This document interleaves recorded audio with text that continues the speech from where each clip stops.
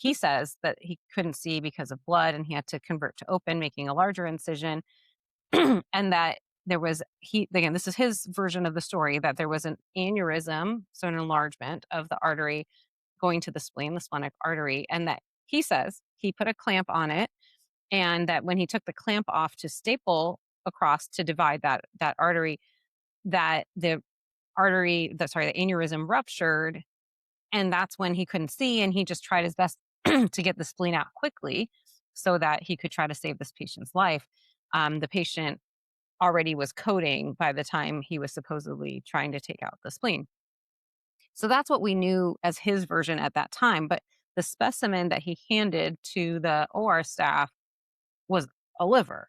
And he told them to label it as a spleen, but it was a liver as confirmed by pathology. But even the people in the room knew, I mean, the spleen and the liver do not look the same. They are not in the same location in the body. They do not have the same anatomy. But let's talk about that in a minute, because I just want to say, because my face is saying a lot. I mean, those of you who are on the podcast, you're listening and you don't understand that, like, as a liver transplant anesthesiologist, I remember this case when it first happened, and I'm reliving it with you now. And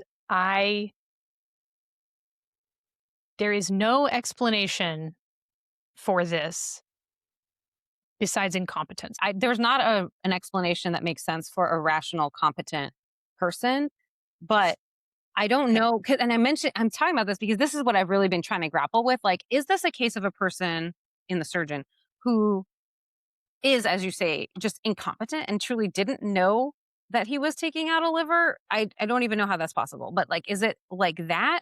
Was he incapacitated due to substances? Even that, like, I don't know. Let's I mean, take how alcohol. drunk would I have to be to not be able to tell the difference between a spleen and a liver? They're literally on different sides of the body. They do not look the same. They do not feel the same. They do not have the same texture. It's like, Yeah, even that's if what. you have like an inflamed spleen, and I've seen some inflamed Mhm. spleens, they don't look like livers.